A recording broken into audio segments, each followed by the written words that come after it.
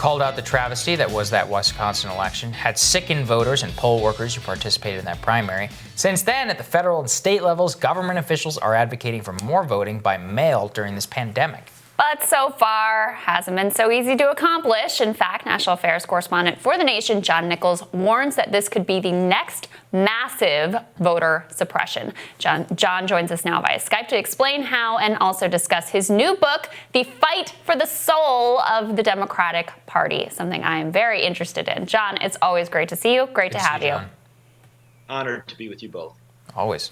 So just play this out, because this Wisconsin election that went forward, I mean, it really was a nightmare scenario. And ultimately it was, conservative courts that pushed forward with this election. But Democrats aren't blameless here either. Many Democrats were calling for elections to move forward, including Joe Biden, right up until the day of the election when he suddenly changed his mind and said his gut says they shouldn't have pushed forward.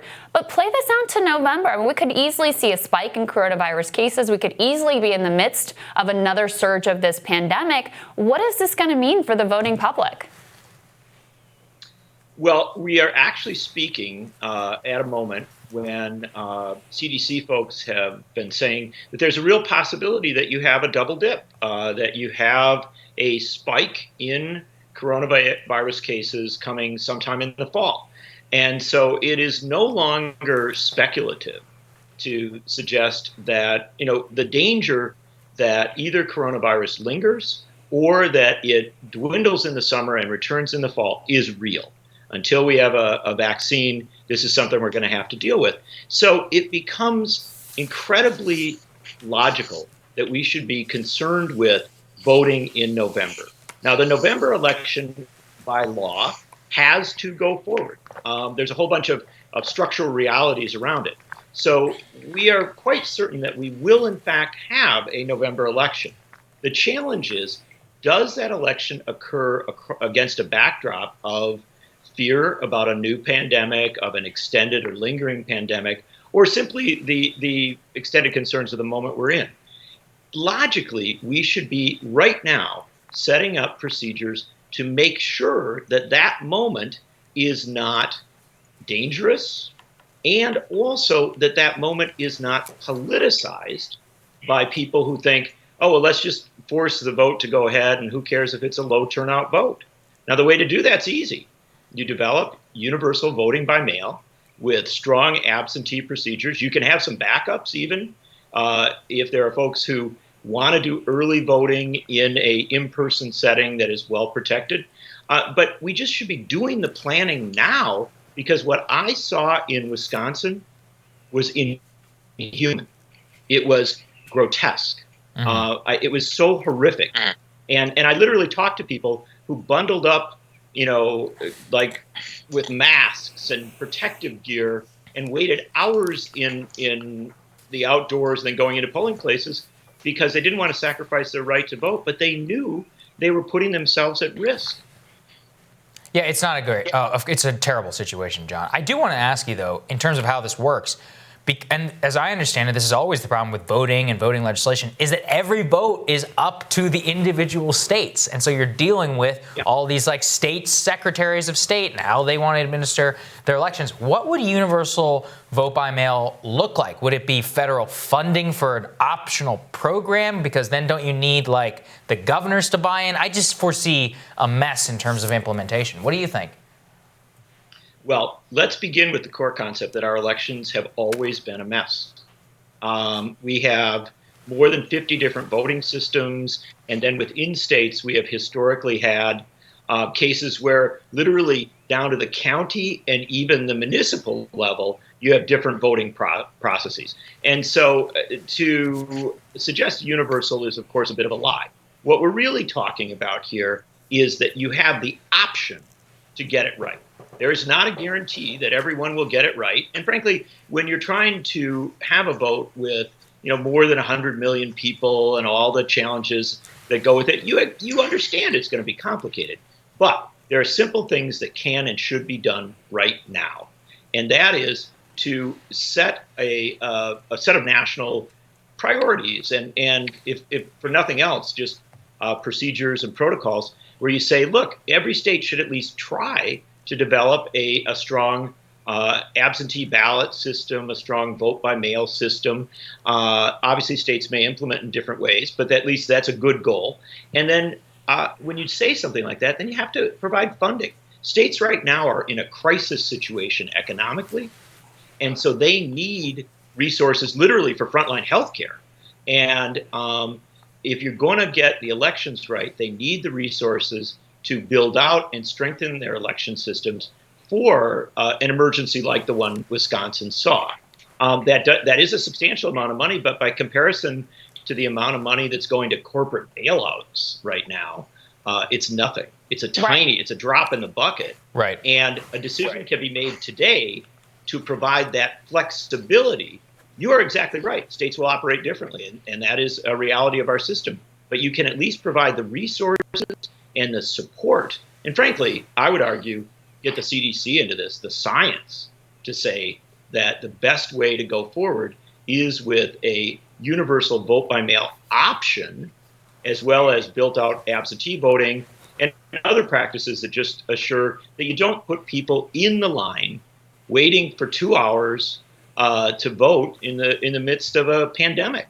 Well, this is similar to how we do education policy, right? Obviously, it's a similar deal. You have a lot more control at the local and state level, but a lot of carrots are used at the federal government level to try to get national compliance on certain aspects of that system. So you could use a similar dynamic here to at least get some states to comply moving into November. As you said, there's leverage now because, unfortunately, states and cities are going broke.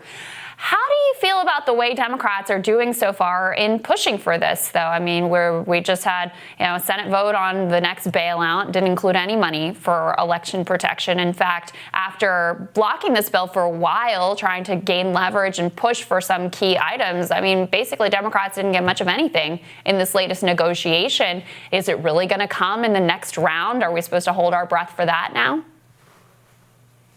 I'm incredibly frustrated and incredibly concerned.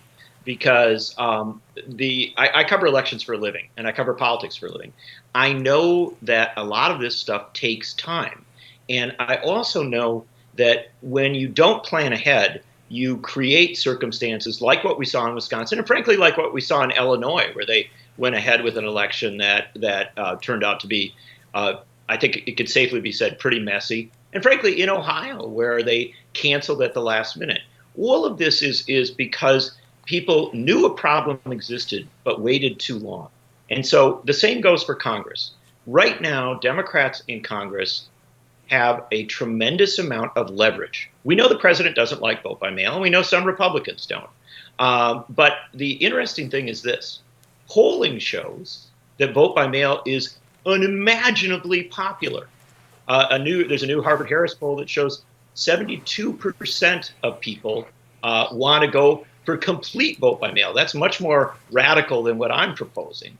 And only 28% oppose. Majorities of Republicans, independents, Democrats are overwhelmingly supportive of taking these steps. So the Democrats in Congress have a political opening. They have a bargaining position. And it is incredibly dangerous for them not to make this one of their priorities.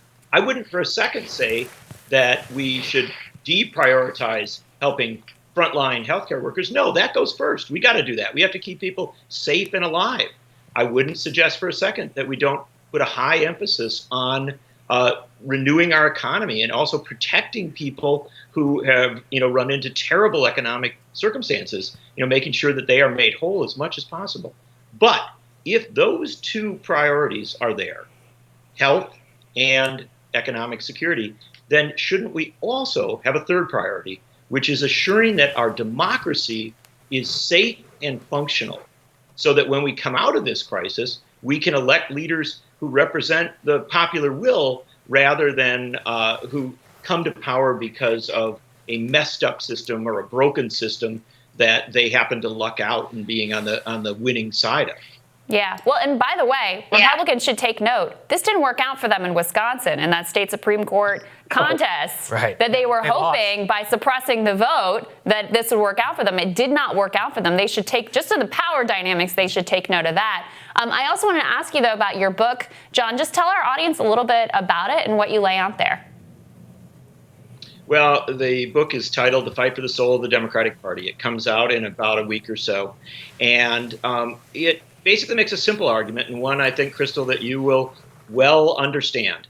And that is, from the end of World War II, the leadership of the Democratic Party, the elites within the Democratic Party, and frankly, the economically powerful forces that have often influenced the party, have meticulously sought to weaken progressive populist forces within the party. They have undermined and pushed against it again and again and again. That doesn't mean that progressives haven't sometimes broken through and won. It doesn't mean that the party hasn't often been on the right side of history.